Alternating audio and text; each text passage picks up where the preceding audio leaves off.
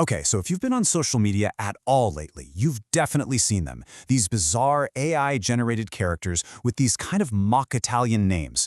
I'm talking singing sharks, ballerinas with cappuccino heads. They've literally taken over the internet. It's this whole phenomenon people are calling Italian brain rot. And trust me, it is so much weirder than it looks. It is everywhere. You hear it on the playground, you see it all over your TikTok feed, kids just shouting what sounds like complete and utter gibberish. Phrases like chimpanzani bananini or trillalero trillala. And, it all seems like harmless, silly fun. But what if there's a secret, a hidden meaning behind all the silliness? And look, the absurdity here is actually kind of creative. I mean, there's a whole universe of these AI-generated hybrids now. You've got a chimp that's also a banana, a ballerina with a cappuccino for a head, and even a time-controlling cactus elephant. It's like a brand new form of internet folklore, and it's built on what seems like pure nonsense. And this thing has gone totally global. Kids from all over the world are chanting these phrases. But here's the twist. Behind the gibberish, there's a hidden layer of meaning. And for the most popular chants, that meaning is, well, it's incredibly dark. This trend just exploded across TikTok and Instagram. It became a cultural touchstone for Gen Alpha, kids born since 2010, almost overnight. It's really the perfect storm. You've got AI-generated images, those garbled text-to-speech voices, and an algorithm that just loves catchy, repetitive sounds. And this isn't just some online thing anymore. The impact is being felt in the real world. I mean, schools have actually started sending out warnings to parents, explaining that while the trend seems totally harmless, its origins are really, really dark, and there could still be coded messages in there. And this is where things take a very serious turn. We're about to look at the direct Italian translations of the chants that really started this whole thing.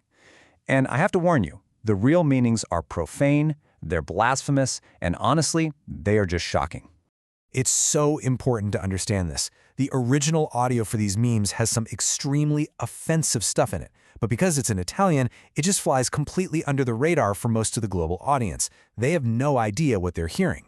So let's start with the shark in the sneakers. The audio that goes with this image, it's not a cute little sea shanty. The Italian phrase porco dio is one of the most extreme blasphemies you can say in the language. And then, by adding porco Allah, the meme layers in some really severe anti-Muslim hate speech. But it doesn't stop there. Another one that's hugely popular is Bomberino Crocodillo. Its chant isn't just some nonsense rhyme. The full audio explicitly describes it as a flying alligator that bombs children in Gaza and Palestine. This is incredibly violent political content, and it's disguised as a kid's meme. So this is the big question, right? How on earth did chants of such extreme blasphemy and violent political messages get laundered into a harmless trend for kids all over the world? To really get how this happened, we need to trace the life cycle of this meme. And it's a fascinating story, really, about how niche, edgy humor can escape its little corner of the internet and go totally mainstream, often losing its original meaning completely along the way. Okay, so believe it or not, it all started with this obscure meme of The Rock. Then, someone paired that blasphemous shark audio with an AI image, and it just went viral. What's absolutely wild is how fast it grew. Pretty soon, an Indonesian character got absorbed into the lore, even though it came from a totally different place. And within just a few months, it had become this entire universe.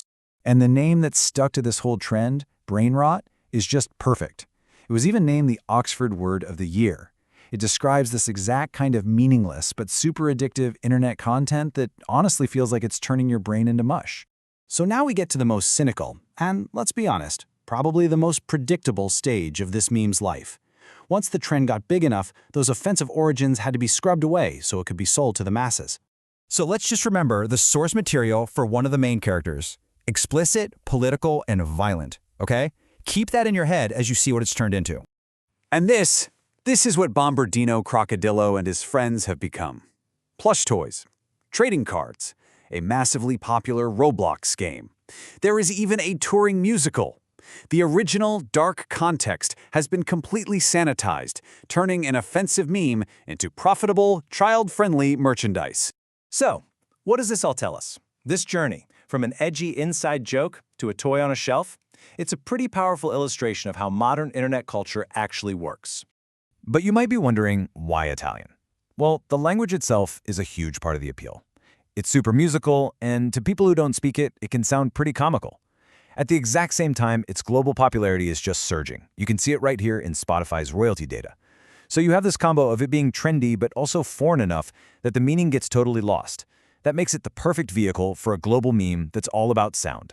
So this whole thing reveals a really clear four-step process. First, a meme is born in some obscure, often offensive corner of the internet.